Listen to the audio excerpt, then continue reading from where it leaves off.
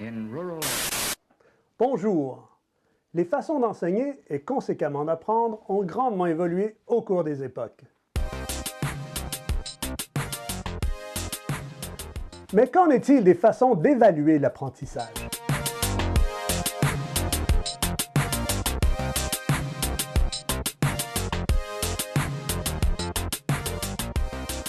Aujourd'hui, l'évaluation des apprentissages remplit deux fonctions distinctes et complémentaires, habituellement appliquées dans la séquence qui suit.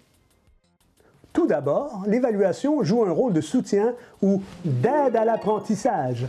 En ce sens, elle peut être dite formative et n'est généralement pas consignée au bulletin. Pour l'élève, elle sert à lui afficher ses progrès, autant que ses défis et ses embûches à surmonter en priorité, tout cela sans la pression des examens.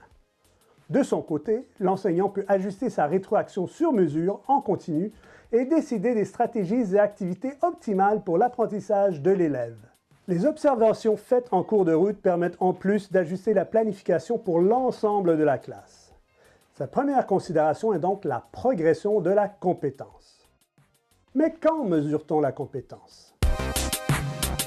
La reconnaissance des compétences occupe une fonction plus traditionnelle de l'évaluation, mais ne sert plus simplement à compiler un ensemble de connaissances acquises. Le système actuel s'appuie sur l'approche par compétences.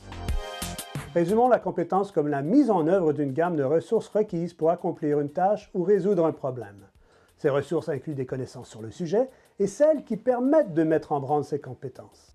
La compétence rend les connaissances non seulement utiles, mais durables. Elle les actualise et permet d'en acquérir de nouvelles. La reconnaissance des compétences vise ainsi à comparer les niveaux de compétences atteints à ceux qui sont attendus. Pour s'y retrouver, les enseignants se rapportent à trois documents clés: le programme de formation de l'École québécoise, la progression des apprentissages et les cadres d'évaluation des apprentissages. Mais quand au juste peut-on procéder à l'évaluation des élèves?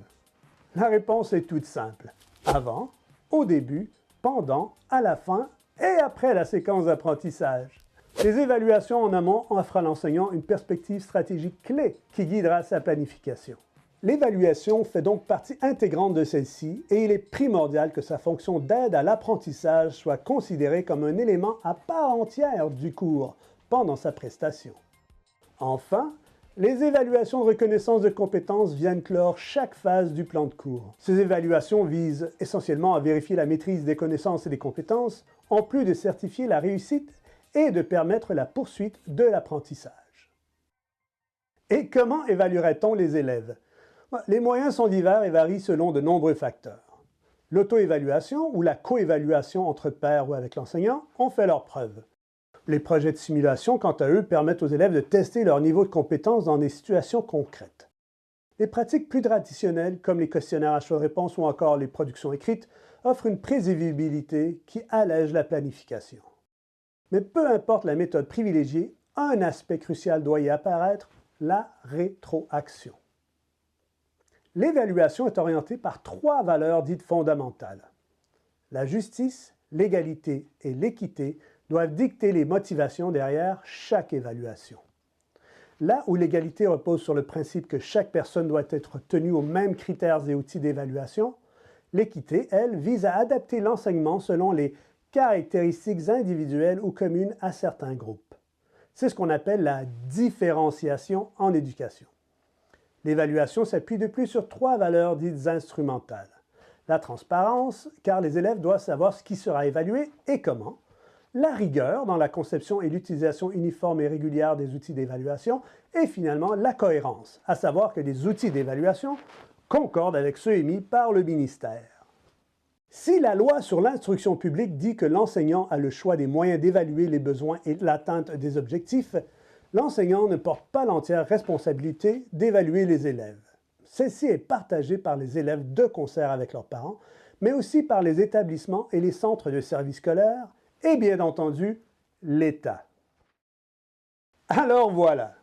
J'espère que ce tour d'horizon des aspects charnières de l'évaluation de l'apprentissage vous aidera à y voir clair dans ce qui encadre actuellement les pratiques évaluatives en contexte scolaire. Et que vous en prendrez bonne note!